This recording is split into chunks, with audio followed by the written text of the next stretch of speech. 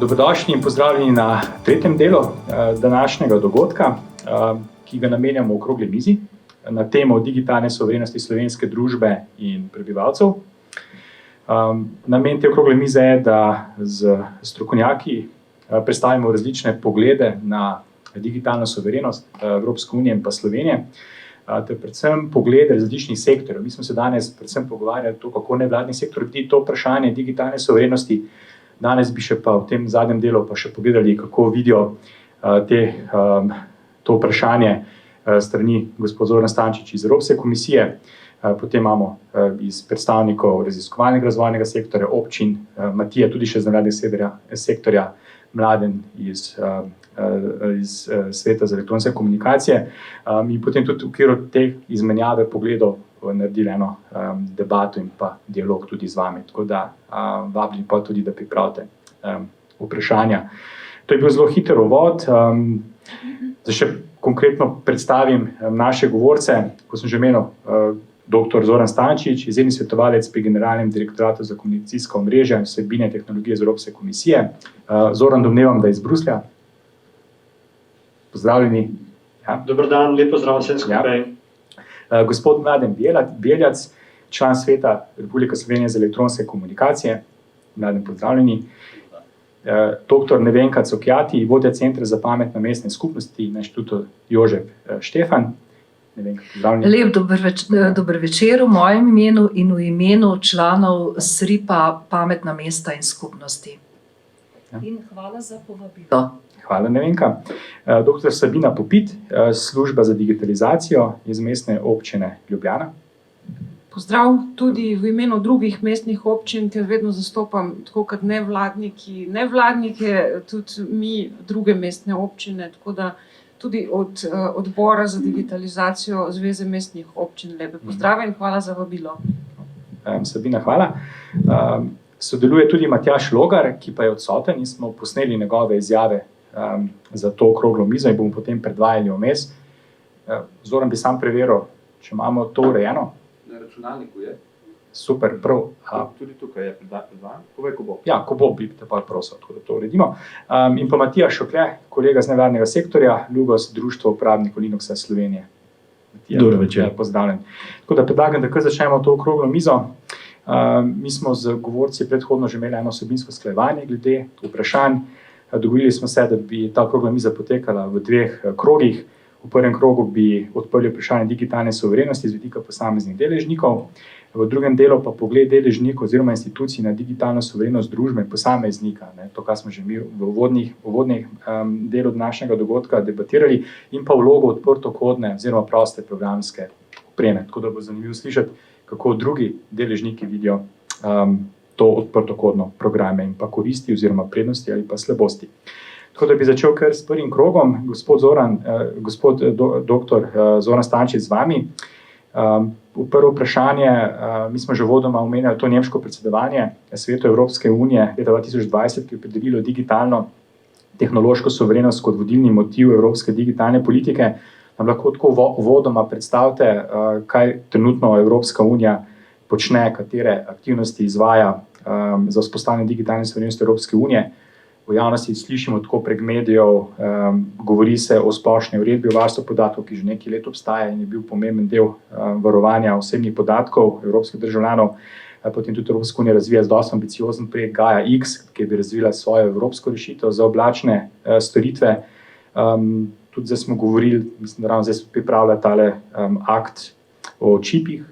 Evropska komisija pripravlja sprejete akt o digitalnih storitvah, čakamo še pa na akt o digitalnih trgih. Skratka, če lahko date eno malo širši pogled, kaj si Evropska komisija prizadeva na tem področju. Hvala lepa, lep pozdrav še enkrat vsem skupaj, tudi v mojem imenu. Zdi se mi zelo dobro, da nisem mogel slediti celotni diskusiji od začetka, ker sem imel že prej en sestanek, tako da sem vas poslušal samo pol ure pred začetkom te okrogle mize, ampak na vsak način smo zelo veseli, da ste pravzaprav v nevladnem sektorju aktivni na tem področju in odkrivate te zelo pomembne teme. Rad bi poudaril, da hkrati, ko govorimo o digitalni suverenosti ali pa suverenosti nasploh, je treba suverenost razumeti na nek način v nekem drugačnem smislu, kot smo to recimo razumeli pred desetletji ali pa stoletji, ali pa drugačnem smislu tudi kot nekatere države, nažalost, to suverenost razumejo še danes. Živimo namreč v svetu, v katerem smo zelo soodvisni eden od drugega, tudi države ena od druge, in zaradi tega pravzaprav zapirati se v neke ozke okvire je danes popolnoma nesprejemljivo. Zelo soodvisni smo, to ste videli tudi recimo glede tehnologije, saj tudi že sami veste, da zelo dobro veste, koliko je še od recimo evropske industrije izdelave osebnih računalnikov še žive. Tukaj smo pravzaprav prešli v neko drugo realnost. Tako da, ko govorimo o digitalni suverenosti, moramo razumeti digitalno suverenost širše. In digitalna suverenost je bila pravzaprav postavljena v nek širši kontekst že ne samo v nemškem predsedovanju, ampak tudi Evropska komisija je to postavila na radarski zaslon, tako da delamo celo vrsto nekih raznih ukrepov, ki jih imamo na tem področju že nekaj let. Zelo pomembno je, da gradimo na tistem, kjer smo močni, in naša, da rečem, širša strategija izhodišča so bila pravzaprav objavljena v viziji, ki jo imenujemo 2030 digitalni kompas in program politik. V tej pač, bom rekel, viziji, ki je dejansko strategija, smo zelo jasno postavili cilje, ki jih imamo na tem področju, vključno pravzaprav z elementi suverenosti. O suverenosti sami tam veliko ne govorimo, vendar pa, če želimo biti digitalno suvereni, pravzaprav je cela vrsta različnih elementov, od, če želite, računalniške industrije, telekomunikacijske industrije, na vsak način zelo pomembno znanja, kompetence, IKT, tudi strokovnjaki, tako da pravzaprav v tem digitalnem kompasu smo predstavili celo vrsto različnih področij dela, ki pravzaprav stremijo k tem, da bi Evropska unija bila bolj suverena na tem področju, pa še enkrat poudarjam, suverenost razumemo v nekem širšem kontekstu. Tako da tukaj cela vrsta teh ukrepov, ki jih imamo, in tudi bodisi regulatornih ukrepov, ali pa tudi ukrepov na področju financiranja ali pa sofinanciranja na evropski ravni, gre točno v tej smeri. Ko govorim recimo o regulatornih ukrepih, poznate zelo dobro nedavno sprejeta pravzaprav paket torej DSM in DMA, torej Digital Market Act in Digital Service Act, ki pravzaprav poskušamo regulirati tiste, recimo, en od elementov, ki je tukaj noter opredeljen, je tudi kako regulirati torej te velike igralce, ki jih imenujemo gatekeeperje, ki pravzaprav tako ali drugače lahko z svojimi praksami onemogočajo oziroma bistveno omejijo dostop do pomembnih kanalov majhnim podjetjem ali pa majhnim deležnikom. Tako da recimo to je en element, ki je zelo pomemben tudi glede suverenosti. Potem so pravzaprav aktivnosti na področju, kot je rekel gospod Delacorda, torej evropski predlog za evropske čipe. Tukaj seveda pravzaprav imamo nek okvir, ki nas omejujejo nas pravzaprav pravila, ki jih imamo glede državnih pomoči, ampak ne glede na to želimo z roko v roki upoštevaje pravzaprav ta omejitve, ki jih imamo glede državnih pomoči, omogočati, da bi bile večje investicije podjetij na področju razvoja mikroprocesorjev in čipov v Evropski uniji in da bi s tem pravzaprav tudi cilji, ko smo si jih postavili, so zelo jasno opredeljeni v dokumentu, ki sem ga prej omenil, torej da bi pravzaprav prišli iz okoli 10% proizvodnje čipov v Evropi na 20% svetovni delež čipov, da bi bil narejen v Evropski uniji. Ob tem pa še cela vrsta drugih elementov, pomemben element je tudi odprta koda, o čemer se bomo potem naprej pogovarjali, ampak pomembno je, da se vse skupaj razume pravzaprav kot korak k temu, da bi, oziroma kot serija majhnih korakov k temu, da bi pravzaprav v Evropski uniji imeli večjo suverenost. Zelo pomemben element, še enkrat tudi povečanje investicij v raziskave in inovacije, povečanje možnosti za razvoj digitalnih storitev in raznih aplikacij, ki jih imamo na različnih področjih, od e-mobilnosti, e-uprave, potem oblačnih storitev v javnem sektorju, hkrati tudi potem ukrepe, ki jih imamo na področju razvoja kompetenc. Tako da tukaj se mi zdi, da vse skupaj je cela vrsta majhnih korakov, ki pa gredo k temu, da bi bili na tem področju bolj suvereni. Na koncu zelo pomemben element tudi, da moramo vse skupaj početi v skladu torej z evropskimi vrednotami. Tukaj je seveda pravzaprav povezava tudi z uredbo ta GDPR uredbo, tako da tukaj želimo tudi pravzaprav zadeve, ki so povezane s podatki, kje se shranjujejo podatki oziroma kako se shranjujejo podatki in kaj se s podatki dela. Tako da vsi ti ukrepi morajo biti narejeni in se morajo izvajati v skladu z našimi vrednotami, tistimi vrednotami, ki so jasno opredeljene v naših temeljnih dokumentih, ampak ki jih želimo okrepiti še dodatno z dokumentom, ki smo ga predlagali pred kratkim. To so digitalna načela, ki se ravnokar obravnavajo v svetu in parlamentu. Hvala, dr. Zoran Stančič. Opredelili ste res tako eno zanimivo celostno sliko digitalne suverenosti, ki bomo lahko potem z ostalimi govorci, se mi zdi, zelo lepo razdelili še naprej. Pa bi mogoče, Mladen Bjelec z vami mogoče odprla to vprašanje regulacije, Zoran Stančič omenil, teh elektronskih komunikacij, ta dva akta sta bila omenjena, ki sta prvenstveno namenjena, da se vzpostavlja neko varno, tudi pošten digitalni trg. Zdaj v svetu Republike Slovenije za elektronske komunikacije, to je svet, ki deluje kot posvetovalno telo. Tako je, ja.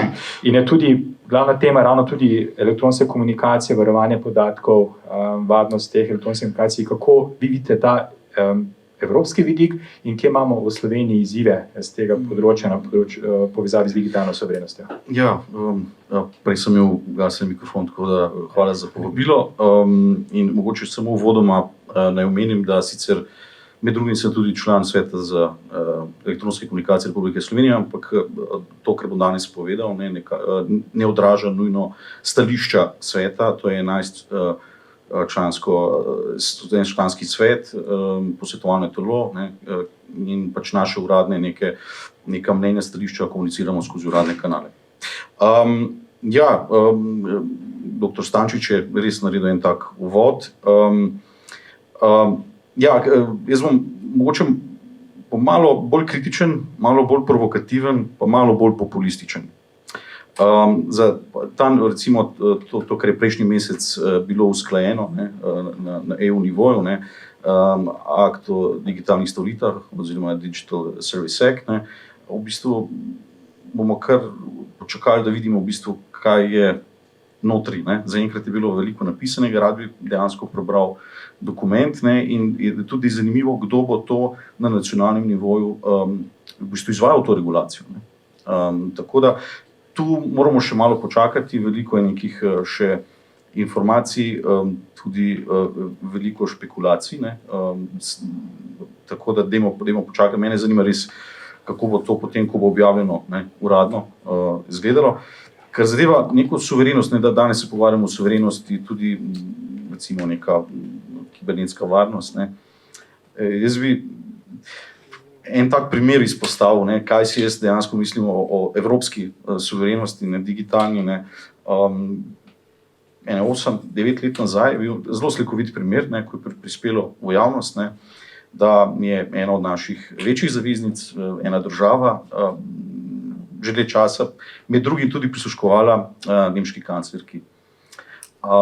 Tako da, zdaj nekdo bi rekel, ja, pa to je en primer, mislim, da je to dovolj velik in tehten primer, da razumemo v bistvu, kje smo, ne, da si mogoče ne zatiskamo oči. Torej smo, Evropska unija pač gradi svoje digitalno okolje uspešno, ampak smo še zmeraj odvisni od tehnoloških rešitev, nekih zaveznic, partnerjev in na tem smo. Ne. Jaz mislim, da je naš največji izziv ta hip, ne, med drugim tudi razumevanje uporabnikov, ne, razumevanje tega okolja, v katerem, digitalnem okolju, v katerem so. Mislim, da lahko mislim, ne bomo zdaj omenjali specifično, recimo ENISO, pa sicer, ne, se pravi na evropskem nivoju, ne, pa na slovenskem nivoju. Jaz mislim, da vsi delajo po najboljših močeh, ampak dostikrat imajo zvezane roke premalo sredstev, ne. Tudi regulacija vedno caplja, ne, nekih 10 korakov nazaj za tehnološkim razvojem. To moramo krepiti, v končni uporabnik tudi mora razumeti, ne. Na koncu koncev se veliko stvari spremeni, ko uporabniki, torej državljani, ne, zahtevajo spremembe oziroma opozarjajo dovolj. Ne. Mislim, da je veliko prostora za izboljšave, tudi recimo vse večja prisotnost IoT naprav, ne, v naših domovih, ne, ki so potencialno lahko neka nevarnost, ne, in treba je, mislim, že pametna žarnica, ne, ki ni pravilno umeščena v lokalno mreže, ne, lahko potencialna nevarnost, ne, kjer so odprta vrata. Ne. Zdaj delam prav en tak manjši prerez, ne, tukaj moramo regulativo še izboljšati, standarde. Jaz vem, da se na tem dela na evropskem nivoju. In recimo, ko govorimo o digitalizaciji, ne, digitalizacija je zelo splošen pojem, ne, danes se digitalizira vsak aspekt, sleherni aspekt življenja. En tudi zgovoren primer, ki je bil pred kratkim, ne, namreč digitaliziramo vse, digitalizira se tudi recimo kmetijstvo, ne, z namenom avtomatizacije, optimizacije, z namenom konkurenčnosti na globalnih trgih. In pred kratkim je bil tak primer v medijih, ne, da zdaj v Ukrajini naj bi na zasedenih območjih, ne, ruska vojska, ne, zasegla eno količino mehanizacije in je proizvajalec John Deere, ne, oddaljeno pač izklopil naprave oziroma traktorje, ne, temu se reče recimo kill switch, kar mogoče nekateremu zanimivo, ne, češ, ne, še dobro, da imajo to možnost, ne, to je nekaj recimo, kar ima vsak uporabnik pametne naprave možnost preko operaterja ali pa preko proizvajalca, ne, da ne usposobi svojo napravo, ampak v širšem kontekstu, ne, je to ena velika nevarnost, ne, ker recimo govorimo o neki kritični infrastrukturi, ne, se pravi kmetijstvo, pridelava hrane, ne, kjer pustiš, namensko pustiš neko možnost onesposabljanja, v tem primeru pametne kmetijske mehanizacije, ne. In če odmislimo primer, da se to lahko zgodi namerno od strani proizvajalca, že ta možnost, ne, kill switcha, ne, omogoča sovražni vdor in onesposabljanje, ne, naprav, ne, to na globalnem nivoju, ne. Mislim, to ni nič nenavadnega, saj smo bili priča prejšnje leto, ne, tistega vdora na vzhodu pač Združenih ameriških držav, na vzhodu je bila cela energetska infrastruktura tarča izsiljevanja, ne. Tako da mislim, da tukaj je tudi izziv, ne, ker prednost Evropske unije je ta, da pač imamo en globalni velik trg in je treba zahtevati od proizvajalcev naprav, treba zahtevati, da pri zasnovi in pri dobavi opreme upoštevajo vse te naše pomisleke in tudi to našo digitalno suverenost. Suverenost, ja. Hvala za tole. Izpostavil se kar nekaj praktičnih primerov. Ne? Recimo tole žarnica, ne, bila zanimiva. Pa bi ne vem, kar vam dal besedo. Zdaj, če povežemo konkretno to primer žarnice z pametnimi mesti. Ne. Zdaj tudi cela ta tehnološka infrastruktura teh pametnih mest temelji na teh različnih digitalnih storitvah, za katere ni nujno, da so v nekem polju digitalne suverenosti Evropske unije. Pa me zanima, kakšen je tukaj zdaj vaš pogled na to tehnološko suverenost z vidika pametnih mest, pa mogoče, če že počasi začnemo tudi odpirati to vprašanje odprtokodnih platform pri tem. Hvala za vprašanje, Simon. Ja, tako enostavnega odgovora ni, oziroma lahko rečemo nekaj sigurno. Kakor hitro uporabljamo kakršnokoli pametno tehnologijo, potem neka nevarnost vdora oziroma posega v njo vedno obstaja. Mi smo imeli mogoče 14 dni nazaj en dogodek o kibernetski varnosti. In sicer skupaj, oziroma gonilna sila je bila tu Mestna občina Kranj in Regionalna razvojna agencija Gorenjske. Mi kot strateško razvojno inovacijsko partnerstvo Pametna mesta smo bili kot soorganizator in smo zelo veliko govorili ravno o varnosti in o vdorih in o vsem, kar se lahko dogaja v spletnem okolju. In prisotni so bili tudi predstavniki ministrstev, MJU, MGRT, skratka, vsi pa smo si na koncu bili enotnega mnenja, da dejansko neke 100% zaščite ni. Nažalost ne. Torej, treba je dejansko vedeti, da ali pa upoštevati, torej na eni strani kot uporabnik, na drugi strani kot tisti, ki ponuja neko aplikacijo, da obstaja neka meja, nek etični kodeks, če hočete, v glavnem neki elementi, ki jih je pač pri delovanju in uporabi teh posameznih sistemov treba upoštevati. In da tako roko na srce, da vedno so pa nekateri, ki so še korak pred nami, a ne, in bodo to zlorabljali. Tako, kar se pa tiče samega našega partnerstva, smo pa mi del oziroma eno od 9 področij, prioritetnih področij v Republiki Sloveniji, to se pravi eno od 9 področij, ki jih je slovenska vlada prepoznala kot pomembne in kot tiste, ki so lideri, ki poganjajo naprej gospodarski razvoj in tudi razvojno-raziskovalni razvoj v Republiki Sloveniji. Tako da v tem kontekstu tudi delujemo. Povezujemo preko 110 različnih podjetij, razvojno-raziskovalnih inštitucij, zavodov, združenj. Na ta način smo tudi sodelujemo z mrežo nevladnih organizacij.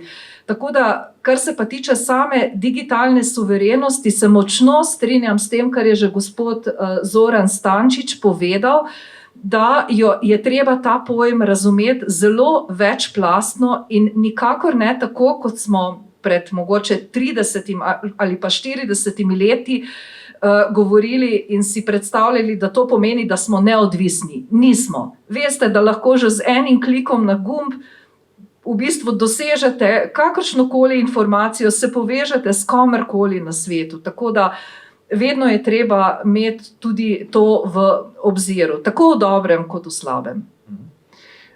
Ne vem, kako hvala. Spravi, zdaj že nekako se gibamo, ne? Pogledali smo uvodoma to vprašanje regulative, zdaj smo že pogledali te tehnične, tehnološke izzive. Dr. Sabina Popit, zdaj bi še pa pogledali pa mogoče ta mikroraven, občina, lokalna skupnost, občani. Seveda zdaj te digitalna suverenost je tudi neka politika, ne? To so strategije Evropske unije, nacionalnih tudi držav, sistemski ukrepi smo se pogovarjali, Mladen tudi omenil, da je pomembno tudi ta nek sistemski okvir, ki potem vse to pripelje v življenje. Kako je pa s to digitalno suverenostjo pa na lokalni ravni, občinske ravni, mestne občine? Večkrat tudi vi opozarjate, da so podhranjene občine ravno na področju digitalne preobrazbe. Kje pa vi vidite, kje so pa vaši glavni izzivi na tem področju? Ja, najprej se je treba vprašati okrog suverenosti nas kot organa, se pravi lokalne samouprave, kjer je dejstvo, da brez ravno združevanja suverenosti ne bomo dosegli. Tako da smo 2 leti nazaj se povezali in SOS in ZMOS in še nekatere občine, ki niso niti v teh sistemih, in začeli sodelovati na področju, bom rekla, informatike, ker je že tam manjkalo kadra, potem tudi na digitalni transformaciji, na pametnih mestih, ko so se začela pojavljati, ker smo ugotovili, da pravzaprav v lokalnih skupnostih kadra, ki bi lahko delal razvojne prehode in transformacijo, nimamo. Še en kratek EPP. Ta teden bo razpis na mestni občini za 4 zaposlitve v novi službi za digitalizacijo. Hvala. Hvala, Sabina. Težko je dobiti kadre, vemo povsod v javnem sektorju, ne samo v lokalni samoupravi. Je pa to dejansko težava, ki ima majčkeno zgodovine, ne. Digitalizacija ni bila visoko na politični agendi do zdaj. Vsaj ne na tej ravni, kjer se gradijo ceste, gradijo šole, stvari, ki se vidijo. Digitalizacija ni bila toliko prepoznana, zdaj s covidom so nas malo pospešili, smo se morali malo prilagoditi, videti tudi ta svet in bo verjetno šlo hitreje. Tako da, to je eno, se pravi, izziv naše lastne suverenosti, koliko bomo lahko kot mestni uslužbenci, kot občinski javni uslužbenci zmogli dobiti neka nova znanja, kompetence, da bomo lahko sami suvereni napram, recimo, komercialnim ponudnikom, gospodarskim ponudnikom storitev in podobno. In koliko bomo lahko zagotovili pri digitalizaciji občinskih storitev tudi suverenost občanom, ki bodo vstopali v naše sisteme ne več na okenčku, upam, da s takso, ki se plača, ampak čez neka sodobnejša orodja, da bomo res lahko zagotovili to, kar je Ljubljana zapisala, se nekje zadaj v strategiji, ki se pripravlja, tržili ne bomo tretjim osebam podatkov vaših in tako naprej, tako da to sta 2 velika izziva za nas, kako biti suvereni sami pri sebi oziroma do lastnega delovanja in kako zagotoviti suverenost občanom na celotnem spektru, seveda, od prvega do zadnjega predavanja, kar smo poslušali prej. Hvala. Mogoče čisto kratko pod vprašanje.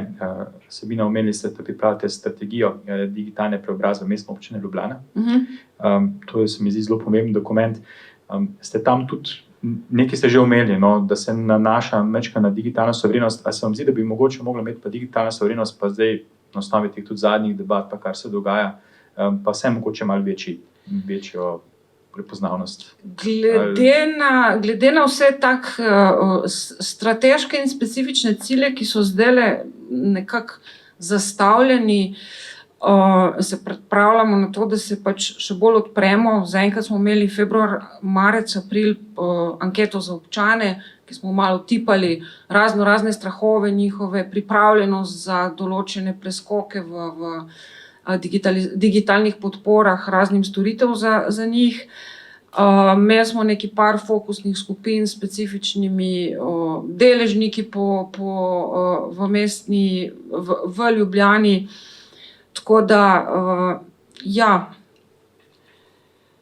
mislim, da je treba skoraj vsak cilj preveriti, ali vodi k digitalni suverenosti ali vodi stran. Se mi zdi to tak horizontalen pogled, da ne bi ga posebej pisala. Enostavno mora biti vkomponiran v izobraževanje, v tehnološko in enostavno prevetriti ukrepe pol na koncu, ki jih zdaj nekako listamo, preverjamo, zbiramo, ali nas peljejo oziroma ali uresničujejo to smer ali ne. Hvala. Matija, bi kar s tabo nadaljeval, ker smo že ravno zdaj na tej ravni, mikroravni, uporabniki, občani. Vem, da so občine pa nevladne organizacije imajo predvsej tega neposrednega stika s terenom. Pa me zanima zdaj še ta tvoj pogled. Mi smo tudi, ko smo pisali ta vsebinska sodišča za okroglo mizo, smo na nek način prej bilo izpostavljeno, da je ravno to nemško predsedovanje Svetu Evropske unije tudi izpostavilo poleg vprašanja digitalne suverenosti na gospodarskem področju, tehnološkem, držav, da so tudi začeli Nemci tisti, ki so preizprašali tudi, kaj pa z digitalno suverenostjo uporabnikov, kar smo zdaj že majčkano omenili, pa me zanima ta tvoj pogled, kje ti vidiš, tudi kot nevladnik, kje so tiste komponente digitalne suverenosti, ki so pa ključne za uporabnika, za občana. A misliš, da smo tudi mogoče nevladne organizacije tukaj bi lahko naredile mogoče še več, pa delamo mogoče premalo? Mislim, tukaj, kar se tiče civilne družbe in pač ne samo nevladnih organizacij, ampak civilne družbe nasploh, ampak tukaj so pač nevladne organizacije ponovadi bolj take organizirani otočki za specifično tematiko. Tukaj jaz mislim, da je to odgovor nehvaležen in kompliciran, zaradi tega, bi rekel, po eni strani smo naredili ogromno, zaradi tega, ker osnovna ideja civilnih iniciativ je to, da pač ponavadi odkrit povedan flikajo tam, kjer so vsi ostali pustili primer. Skratka, to, kar ni država uspela, to, kar ni uspela EU, to, kar so naprimer gospodarstvo ali po nesreč, ali pa zelo za nalašč pustili, ali pa dodatno zasrali, je pa potem dela to civilne družbe, da tam naredi svoje. Ali rešuje s tem, da ponuja nove rešitve, ali rešuje s tem, da dela darmar, pa se pritožuje, pa predloge daje, pa to. In tukaj je treba vseeno omeniti, da se je veliko naredil skozi zadnjih 10-20 let. Kar se tiče vendor lock-ina, smo se tudi že v Sloveniji darali v Lugosu od tam 90-ih let naprej. FSF, Free Software Foundation Europe, je na evropskem nivoju to tam nekje od 2000 počel. In tudi mi je zelo super slišati zdaj že. Jaz sem bil, disclaimer, sem bil dolga leta, sem bil legal koordinator pri FSF-ju.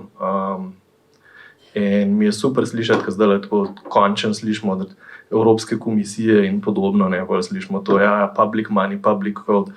To je bil slogan, oziroma to je bil ime projekta, ki smo ga pri FSF-ju imeli. In takrat se je aktivno šlo lobirati to v Evropsko komisijo oziroma Evropsko unijo, Evropskemu parlamentu in tudi na lokalnih ravnih. Tukaj sta FSF pa Kiberpipa v Sloveniji tudi precej za to lobiralo. In tako da z tega vidika seveda se ne moramo seveda v končni fazi ena nevladna organizacija je v imenu, nimamo te vladne moči, da lahko prisilimo korporacije in splošno družbo v nekaj. Tako da tega si seveda ne moramo sami komplet prilastiti, ampak je pa neki moment oziroma iskrica in potem konstantno teženje in konstantno delanje na tem, ki je, si upam trditi, precej pripomogel k temu, da smo, kjer smo. Tudi na temo suverenosti zdaj z vidika, sem najprej držal te evropske državnega vidika, pa sem pa vrnil na zasebno oziroma na individualno raven. Tukaj je tudi treba reči, da sicer pač EU je skozi Evropska unija in Slovenija tudi do neke mere, Iskra Delta, pa to smo včasih imeli, je precej izgubila na nivoju hardvera oziroma razvoja IT opreme, ampak kar pa smo, svetovna špica v izvozu je pa regulacij. In tukaj, če zdaj, kadar nisem nevladnik, sem pravnik za odprto kodo oziroma za intelektualno lastnino v mednarodni IT firmi in tam vsi vemo, če si lahko skladen z evropsko regulativo, boš skladen z vsemi po svetu. In se tudi zdaj se dogaja, tudi ne vem, zdaj GDPR, naprimer, začel se naprej, tam v Ameriki se v enih, dveh zveznih državah začel nekaj podobnega delati. Zdaj se govori, da se zadeva začenja delati v Ameriki na zvezni ravni, za celo ZDA nekaj podobno GDPR-a, kot imamo mi. Se pravi, tukaj smo player, tukaj smo definitivno velik player in tega ne smemo pozabiti in ne smemo minimizirati. Zdaj, če se vrnem nazaj na individualno raven, smo prišli od suverenost Evropske unije oziroma Evrope, državno in tako naprej, lokalno.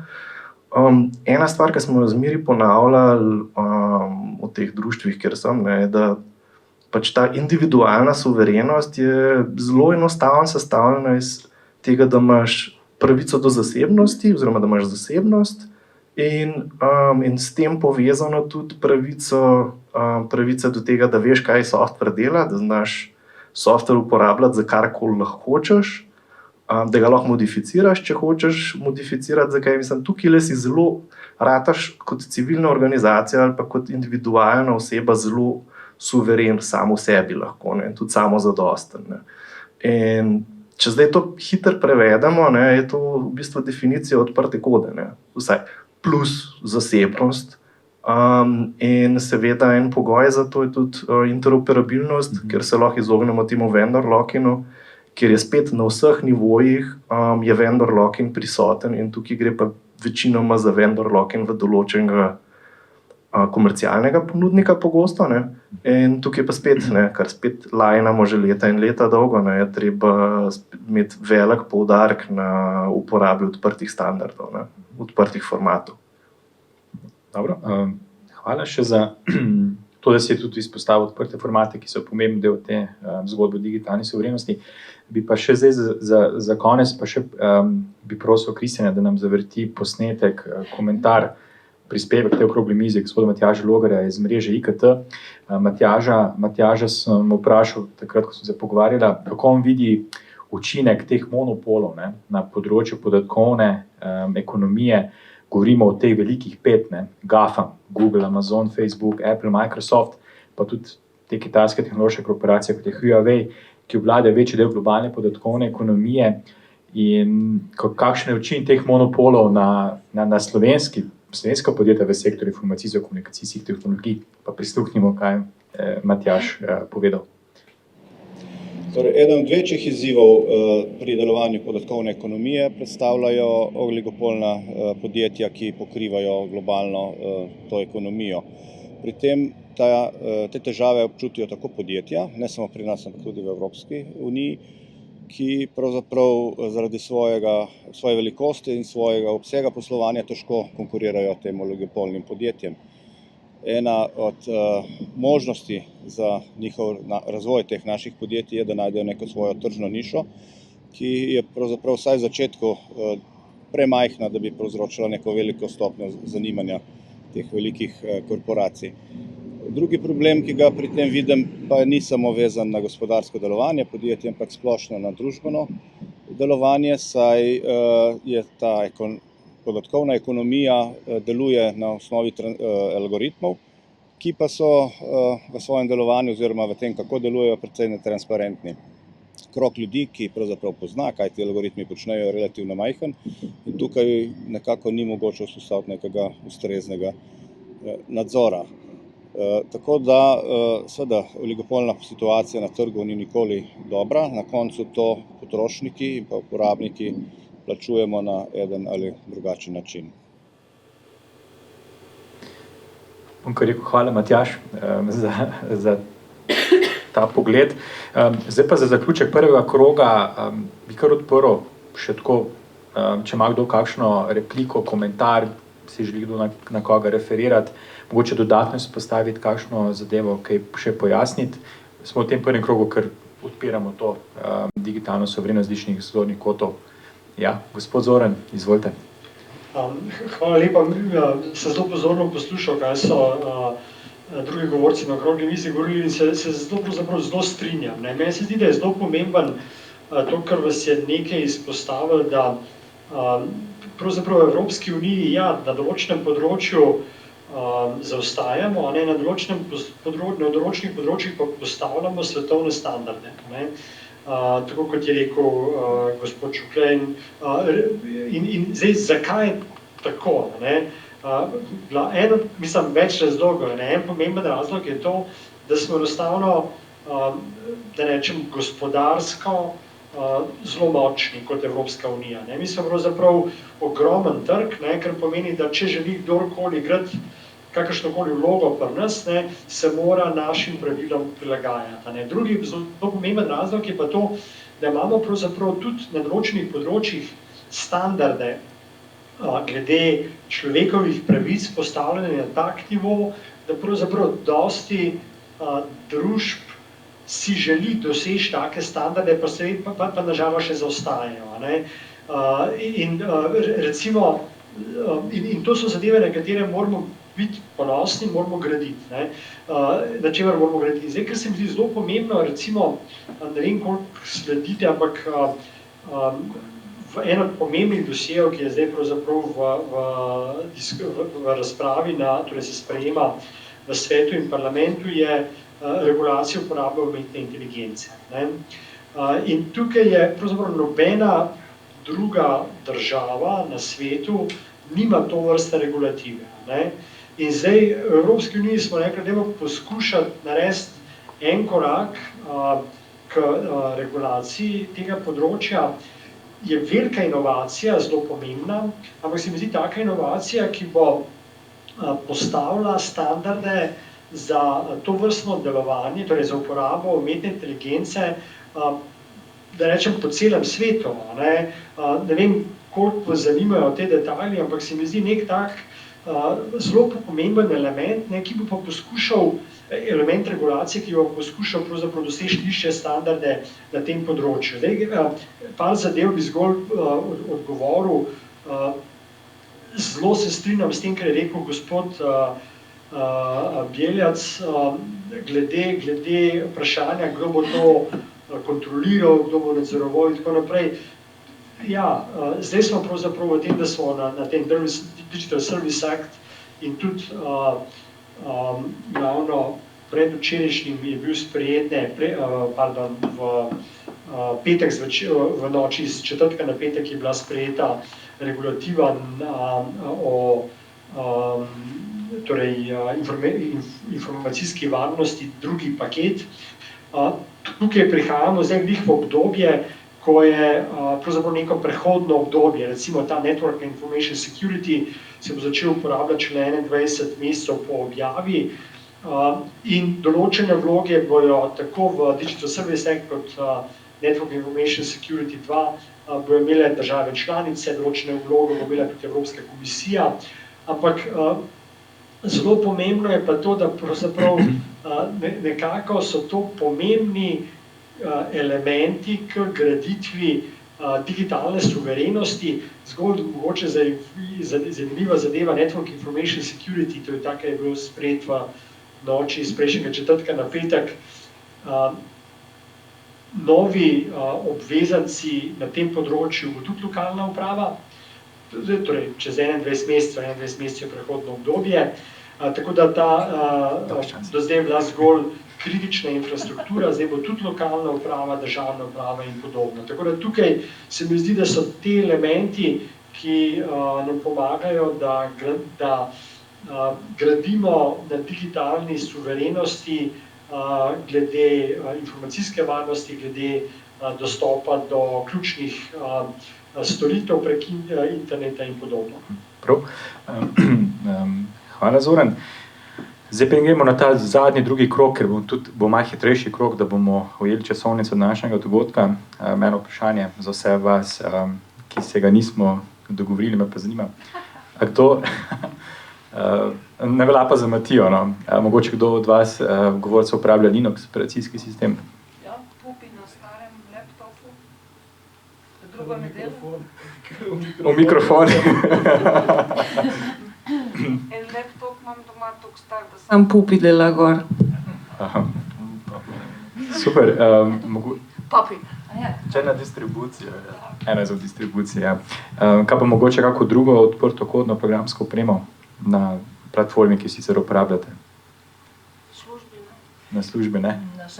Nažalost ne, zaradi tega, ker pač je večina časa posvečeno službi, ampak apropo Linux, ja, zdaj tako rekla, kazala, vem, da je v redu, ker ga recimo moji ta mladi, oba sini in hčerka, oba redno uporabljata, tako da očitno stvari delujejo.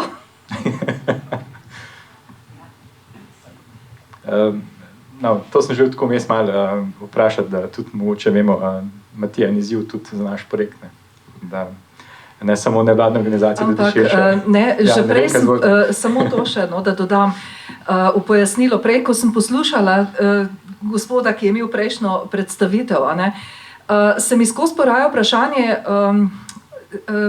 kako bom rekla, ne? Recimo jaz bom uporabljala Linux ali pa nek drug sistem, ne? Kako potem komunicirati z nekom, ki tega ne uporablja, oziroma kako potem prenos podatkov z teh različnih sistemov. Ne? Tu se mi zdi, da je vse, kar se mene tiče, recimo kot osebno, kot mene, kot uporabnika, tu bi bil moj zadržek na prvo žogo. Tako, Zdaj ne vem, kje so ostali, ne to, koliko je poznano, pa ne, če je zadeva dobra, če deluje, zakaj ne?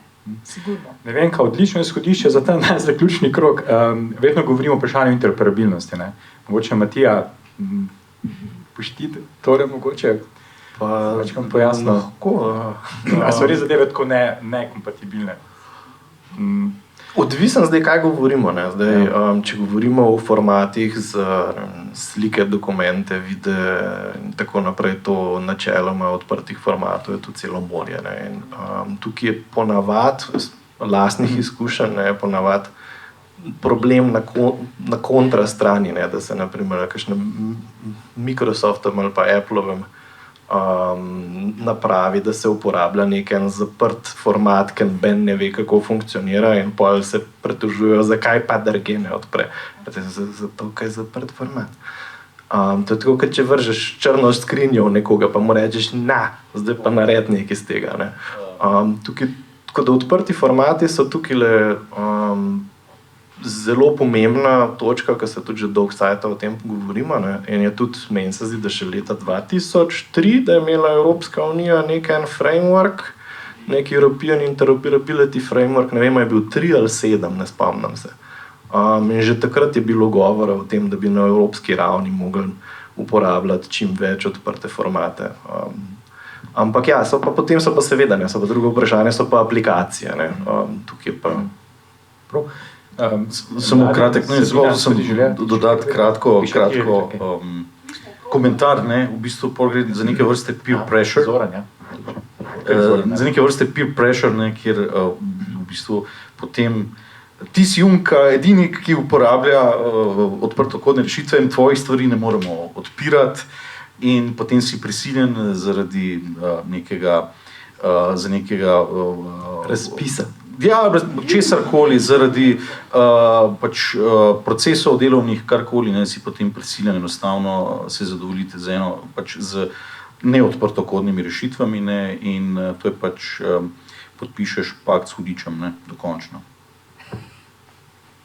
Zelo močna beseda. Zoran, izvolite, še vaš komentar. Lepo, dobro ste začeli ta drugi del. Jaz bi mogoče sam za začetek omenili ste tole strategijo, ki smo mi pripravili, in tukaj, pravzaprav, kar je zelo zanimivo, ni treba brati cele strategije, ampak zakaj mi poskušamo promovirati odprto kodo, software in hardware, torej open source in software in open source hardware. Predvsem za tega, recimo, mi smo ugotovili v tej študiji, ki smo objavili skupaj strategijo, da če bi povečali uporabo odprtokodnega softverja za 10%, da bi to lahko v Evropski uniji na letni ravni prinesli 100 milijard evrov na leto bruto domačega proizvoda. 100 milijard evrov, to je v bistvu dvakrat Slovenija. No? Recimo smo ugotavljali, kaj to pomeni glede za podjetje, da bi lahko na letni ravni imeli 1000 malih srednjih podjetij, ki bi pravzaprav začela in tako naprej. Skratka, imamo konkretne, ob teh drugih vidikih, ko so politični, imamo konkretne tudi gospodarske rezultate. Zdaj, kar je pa meni zanimivo, torej vaše vprašanje, kdo uporablja odprtokodni software, pa v bistvu se nas je relativno malo oglasil, ampak zanimivo je to, da pravzaprav se mi zdi, da zelo veliko uporabnikov uporablja odprtokodni programsko opremo, pa se pravzaprav sploh ne zaveda, da je uporablja, da je to odprtokodna programska oprema. Recimo, in to se mi zdi, da je jasen pokazatelj, da je narejena dobro, da ni nobenih problemov z izmenjavo podatkov, ne, in podobno. Ne. Torej, na Evropski komisiji mi imamo recimo ne samo, da promoviramo uporabo odprte kode, ne, ampak tudi pač uporabljamo določene izdelke, določene storitve, ki so pač od velikih izvajalcev, torej velikih podjetij, imamo pa pravzaprav vsi pravico in nas to spodbujajo, da uporabljamo določene, torej mi smo omejeni, da bi uporabljali zgolj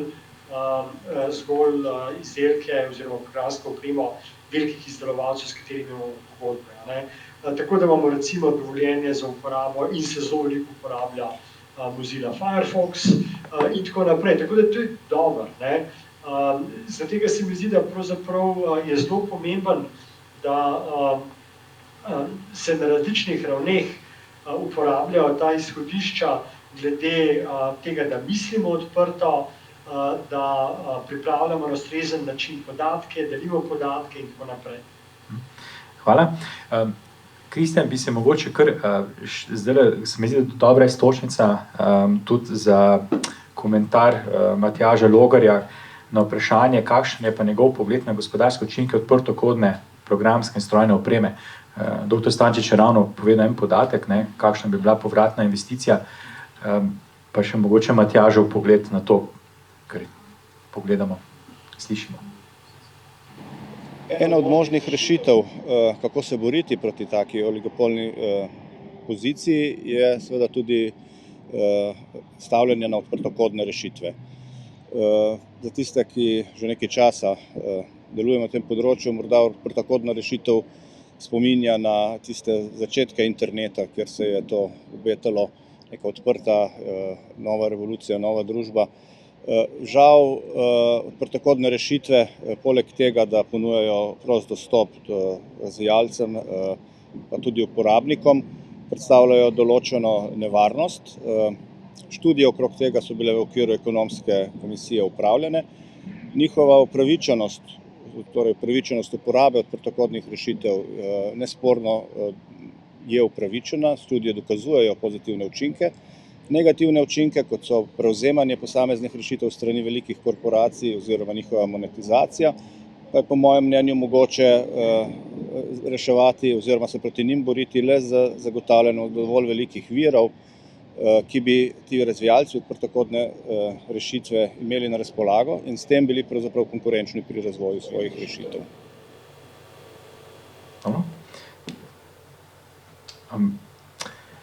Mislim, da je Matjaž dobro nakazal smer, ne, ki je možno tudi na nek način z vidika trga, kje so te možnosti za prosto programe pa storitve. Bi počasi zaključil ta drugi krog, da potem damo zaključne misli pa vprašanja z občinstva. Bi imel pa še vprašanje, Mladen, si želel še ti kaj? Mogoče pri zaključnih mislih, če se vezme na to, ali se konkretno na to veže? Zelo na kratko. Na kratko, ne. To mi nekako deluje kot nek zametek ideje, to, kar je gospod Logar prej povedal, ne, o javni digitalni infrastrukturi, ne, tako kot imamo javne ceste, ki so skupno dobro, da imamo tudi javne digitalne platforme, ne, če pomislimo o teh velikih 5, ne, oziroma 10 oziroma 15.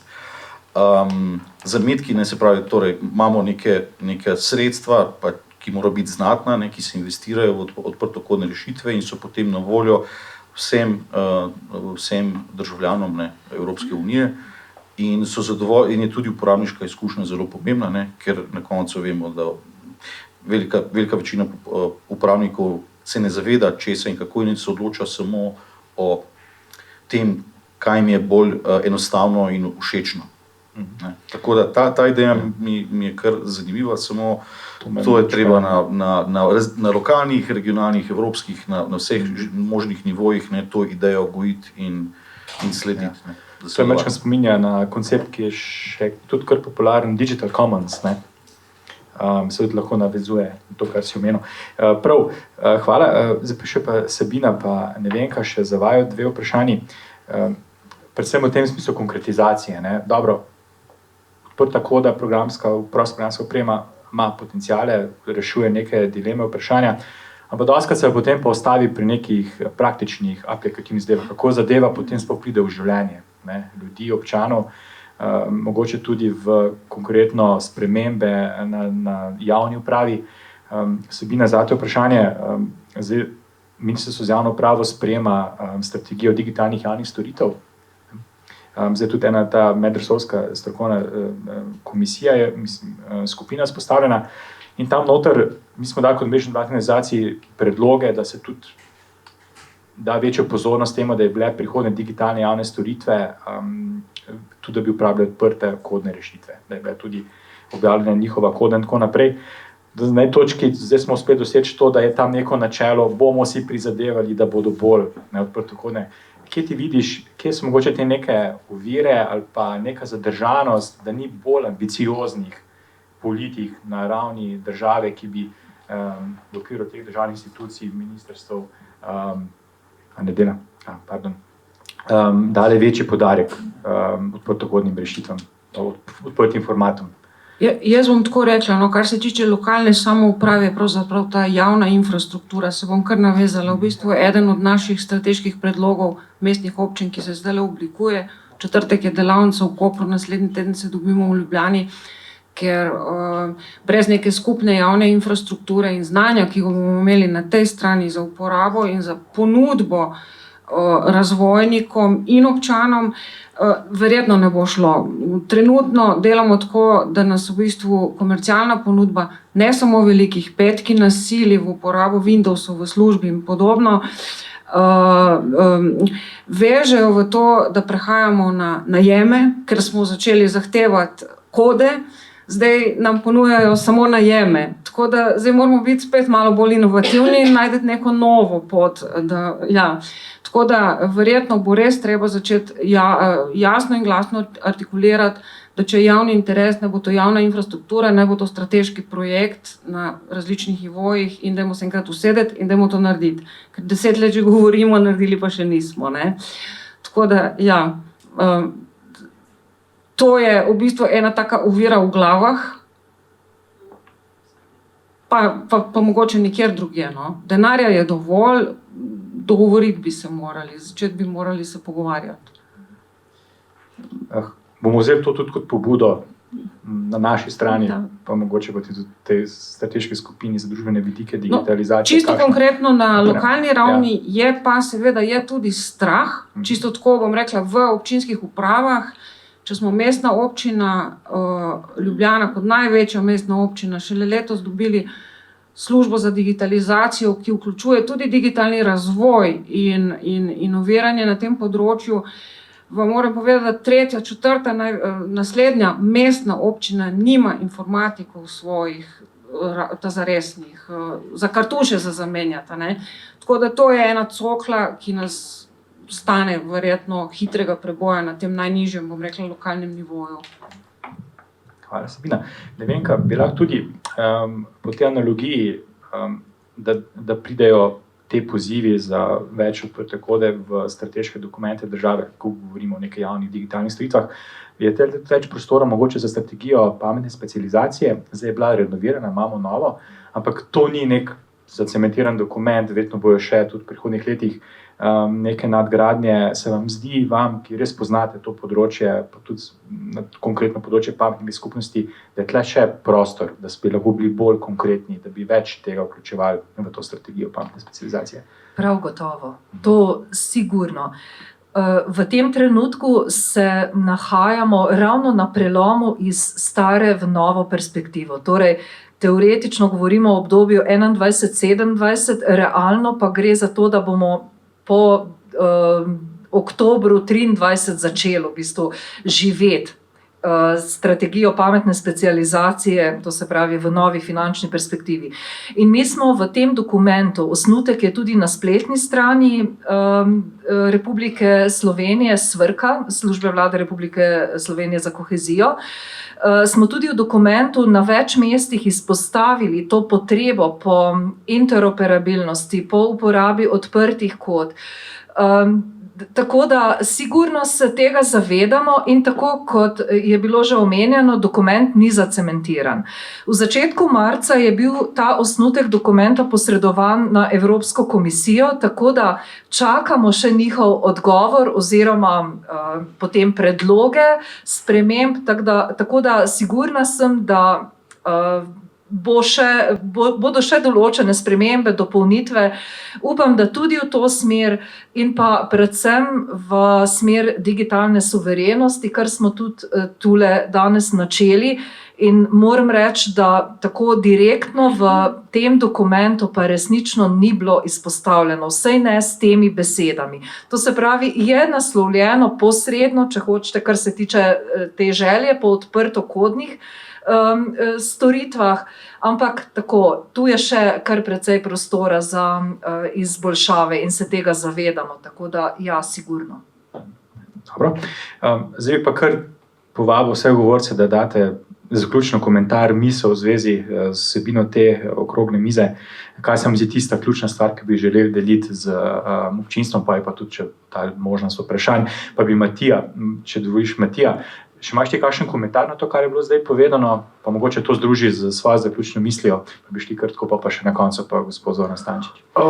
Ja, mislim, tukaj prvo sem kot zaključno misel bi rekel, da z mojega čisto osebnega vidika in verjetno govorim tukaj za cel Lugos je zelo, zelo fino biti po dolgo časa na eni odprti mizi na to temo, ker nisem ta največji težak. Ker nisem tist, ki stalno mora se težiti in soliti pamet in da se vica, da se je zadeva počas premaknila v glavah povsod. No. To moram reči, da me res prav toplo pri srcu malo.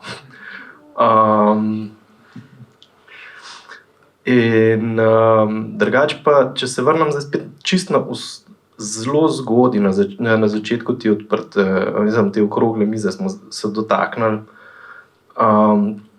prvo Evropske unije pa suverenosti na tem nivoju in to ne. Tukaj je ena stvar, ki se mi zdi, da je tudi, kar jo skozi leta opažamo, trend tudi, ko se začne več v odprtih kodih, v odprtih formatih govoriti, je pogosto se zgodi, da se začnejo spet taki majhni vrtički, ne. In potem, ne vem, ena država naredi nekaj, potem naslednja država, ne, naprimer, specifično se to tudi že v EU dogajalo, nekaj bilo predsedstvo Evropske unije, so naredili neki spletni portal, so ga naredili odprtokodnega, naslednji, čez en let je imela druga država in namesto, da so modificirali prejšnjega, so naredili svojega odprtokodnega z nule, komplet, mislim, stran vržen denar, ker bi lahko samo porihtali. In tukaj je ena stvar, ki se mi zdi, da je pomembna, je, da ja, več odprte kode je fajn stvar, ampak tukaj pri odprtokodni skupnosti in pri evropski skupnosti je skupnost zelo pomemben skupen imenovalec, ker več nas skupaj dela, ne, več skupaj delamo, bolj smo suvereni. Ne. Tukaj to je tudi ta glavna moč Evropske unije, naprimer, ne, v redu, ne, če si 70% suverenosti obdržal, 30% si jo dal po Evropski uniji, ne, si še zmeraj veliko bolj suveren, kot ena majhna kokoška sred Evrope, ne, odkrit povedan. Ne. Roko na srce vidimo danes, kako to zgleda, če si ena taka ogromna zadeva, kot Ukrajina, koliko si lahko suveren, če si sam. Ne. Tako da tukaj se mi zdi, da več sodelovanja tudi med različnimi organizacijami, ki to delajo. In druga stvar, ki bi jo poudaril, ki pa tudi vidimo tudi spet z gospodarstva, tudi vidimo ne samo kot nevladne organizacije z odprto kodo in to, pogosto se potem uporablja odprto kodo v tem stilu, da to je pa zdaj naš nov supplier, ne, zdaj bomo namesto, da bomo, in je zastojn, namesto, da bomo, ne vem, plačevali firmi, da nam da programsko opremo, bomo zdaj downloadali z interneta programsko opremo in to je tudi to, zdaj smo pa super. In tukaj pa, če citiram enega mojega kolega, ki je bil pred leti vice president pri Hewlett Packardu, ne, je rekel, da pri njih je pred leti naredil preskok v glavi, ki je on prišel in jim je razložil, da odprta koda je za Hewlett Packard critical supplier. In to prideš do tega, kaj se zgodi, če bi v Hewlett Packardu zginila vsa odprta koda. In to je bilo, ne vem, 10 let nazaj, ki mi je to razlagal. Je rekel, če zgine odprta koda, zdaj zapre, celotna odprta koda, kar je Hewlett Packard lahko zapre in ugasne firme.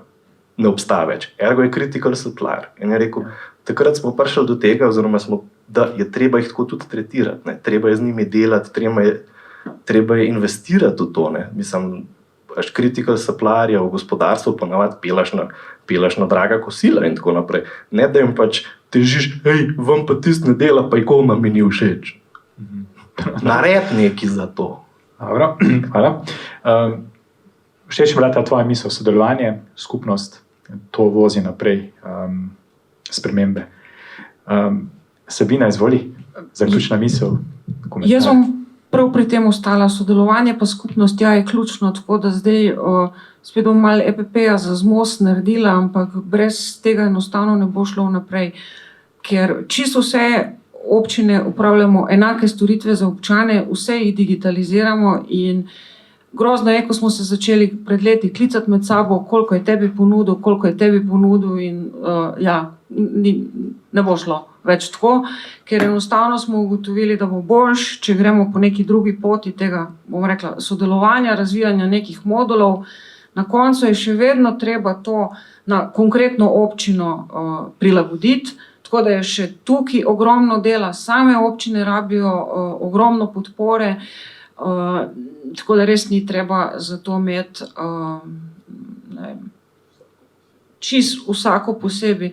Ja, je pa treba vedeti, da pa je pa močen pritisk tako z drugimi rešitvami, to je pa, da zdaj Fireware je vgrajen, ker tako zahtevamo, ampak bo pa as a service. Zdaj smo pa spet tam, ne. No, tako da, skupnost pa deljenje pa mogoče kaj bo. Hvala, Sabina. Nevenka, izvolite, vaša zaključna misel. Hvala za besedo, hvala vsem, da ste danes prišli, da ste nas poslušali in Simonu, da je tole vse skupaj organiziral, skupaj s svojo ekipo. Kaj bi rekla? Zdaj, varnost, zasebnost, kje je to meja? Vedno obstaja, tako bom rekla, nanoša, ne? Meja, kaj je še etično, kaj ni. Tega se je treba zavedati. Ne morejo nam vsega predpisati, niti iz Evropske unije, niti iz naše države, strani države. Vedno ta pogled, prvič na eni strani osebnega uporabnika, na drugi strani tega, ki je ponudnik storitev, to bo vedno prisotno in je treba to vzeti v obzir. Drugače pa še ena informacija ali pa vabilo z moje strani tudi kot Strateško razvojno inovacijsko partnerstvo Pametna mesta organiziramo 31. maja v hiši EU dogodek na temo pametnih mest, s fizično prisotnostjo, tako da lepo vabljeni, bomo pa se tam pogovarjali o podnebni nevtralnosti, h kateri teži Evropa do leta 2030 oziroma 2050 in toliko, da veste, kar 7 naših mest je kandidiralo v to zgodbo, zbrana so bila 3, med drugim tudi Ljubljana, torej poleg nje pa še Kranj in Mestna občina Velenje, tako da njim iskrene čestitke in tudi predstavniki njihovi bodo na tej naši delavnici prisotni, tako da iskreno, lepo, prisrčno vabljeni. Ne vem, hvala za vabilo. Mladen, izvoli še.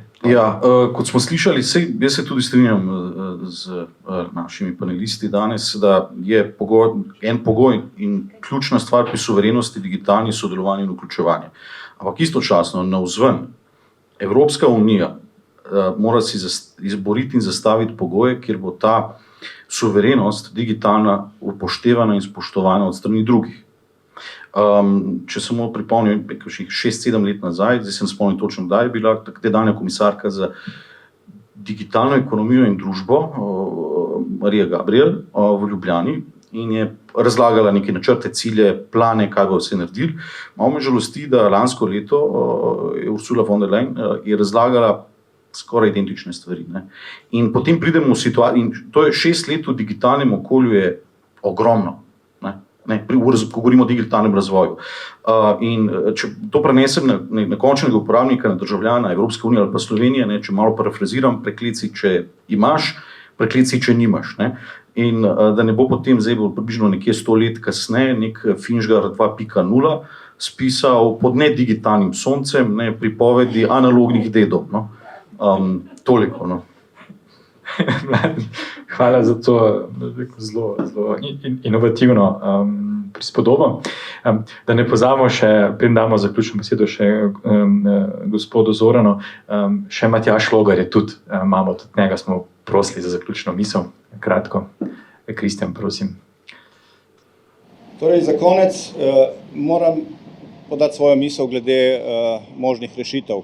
Odprtokodne rešitve so sigurno ena od potencialnih rešitev, vendar pa tukaj po mojem mnenju ne bo šlo brez neke ustrezne intervencije zakonodaje, ki bo to področje nekoliko bolj detaljno regulirala oziroma mogoče celo razmislila v smeri, da se tovrstne storitve in tovrstne tehnologije razglasijo tisto, kar v angleščini rečemo common carrier, kar pomeni, da so dostopne vsem uporabnikom proti plačilom in jih morajo ponudniki pod enakopravnimi pogoji zagotavljati vsem uporabnikom in ponudnikom posameznih vmesnih rešitev, ki predstavljajo končne produkte. Matjaž, hvala. Da še pa gospod Zoran Stančič, vaša zaključna misel. Hvala lepa. Torej, meni je bilo veselje sodelovati v tej diskusiji. Sem se tudi sam nekaj naučil, tako da hvala lepa, da ste to pripravili. Meni se zdi predvsem zelo zanimivo to, da ste pravzaprav diskusijo o odprti kodi postavili pravzaprav v kontekst digitalne suverenosti. Ker je pravzaprav nek signal, da se morda premalo zavedamo, kako odprta koda pravzaprav vpliva na našo digitalno suverenost. Tako da se mi zdi, da z današnjo delavnico oziroma s to okroglo mizo, pa tudi z samim celim dogodkom, se mi zdi, da smo naredili en korak naprej.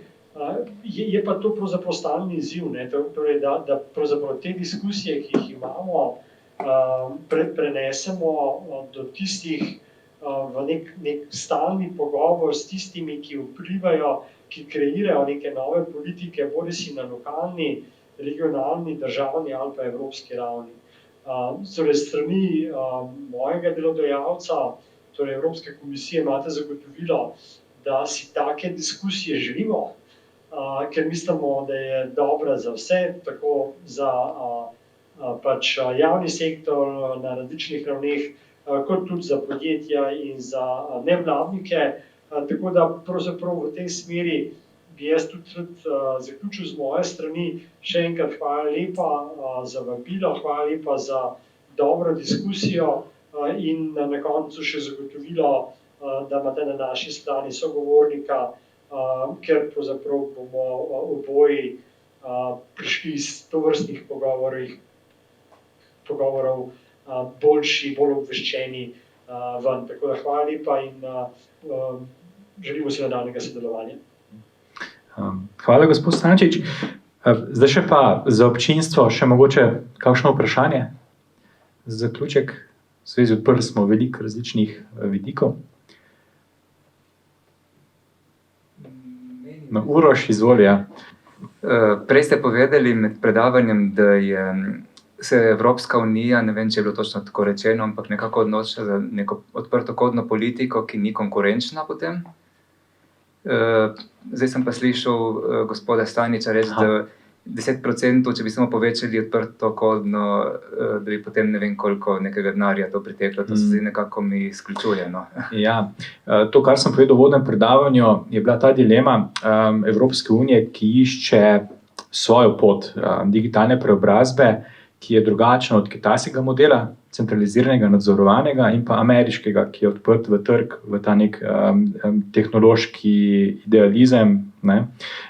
In potem ugotavljamo, ali Evropa s tem, ko da večjo poudarek pravicam, etiki in tako naprej, in s tem tudi gradi svojo pot, ali tle mogoče ne zgublja potem na ravni konkurenčnosti iz vidika tega neoliberalnega trga. Ne? To je bilo zdaj ta dilema. Ni bilo pa vezano na to, da če gre v odprtokodne rešitve ali pa poudarja te stvari, da izgublja na konkurenčnosti. Ne. Tako da to je bila ta mogoče dilema. Ja. Bi mogoče kdo še želel kaj s tem? Ja, mogoče Mladen. Ja, izvoli. Samo mikrofon. Ja. Se čujem. Gospod Mojster, Samo. Hvala. Halo. Okay. Ja, jaz bi rekel sam, neko tretjo pot, ne, ampak potem tvegamo, ne, to, kar sem že mogoče prej samo navrgal, ne, da tvegamo celo potrojevanje oziroma podvojevanje določenih storitev, ne, in potem moramo, če to prepustimo trgu, ne, je potem najboljši zmaga, ali kako, ne, mogoče bi morali, ne, vseeno malo podpreti še, ne, morali dati neke dodatne koristi, dodano vrednost, ne, pri tem, če že razvijamo in gremo v to smer. Ne. Uroš smo pojasnili, tole je bilo v redu. Prav, ja. Še kakšno vprašanje? Preden dokončno zaključimo okroglo mizo in tudi potem ta naš dogodek. Ni prav, pa bi se pa jaz najlepše zahvalil našim govorcem in govorkam, dr. Nevenka Cukjati, dr. Sabina Popit, dr. Zoran Stančič, Matjaž Logar, ki smo ga posneli, se mu tudi zahvaljujemo, Mladen Berac in pa Matija Šokle, hvala za to debato. Matija je rekel, da enkrat za spremembo ni bil med tistimi, ko težijo, pa smo v bistvu danes vsi težili na nek način. Ampak se mi pa zdi, da se tudi ta diskurs tudi sprejema, tudi tak postaja, se mi zdi, bolj sprejeta te razprave, sem zelo vesel in se še enkrat lepo se vam zahvaljujem. Pa še zaključne misli, za zaključimo tale dogodek, bom kar izkoristil to. Še enkrat vsem hvala, ki ste danes prišli na 8. dan vključujoče informacijske družbe, ki ga organizira mreža nevladnih organizacij za vključujočo informacijsko družbo. Poudarek letošnjega letnega dogodka je bil na prostih programih in pa storitvah za digitalno suvereno družbo in prebivalstvo. Hvala vsem, ki ste prišli fizično, ki ste nas spremljali preko spleta. Še zahvale projektu naprostem.si, naši koordinatorici Maši Malavrh iz Beletrine. Vsem partnerjem na projektu, ki so bili danes tudi so predstavljali, smo že večkrat omenili. Hvala tudi Ministrstvu za javno upravo Republike Slovenije, ki financira projekt naprostem.si in besedo tudi knjižnici Otona Župančiča, ki nas danes tule gosti, ki nam je tudi pomagala pripraviti tale prostor. Se tudi lepo zahvaljujemo za to tehnično opremo. Mislim, da sem se vsem zahvalil, če sem pa koga spustil, pa upam, da mi ne bo zameril. Tako da želim vam še res preostanek večera vsem. Tam vidim, da je še nekaj od pogostitve, mogoče še večkrat neformalno druženje, preden gremo ven v večer. Pa najlepša hvala.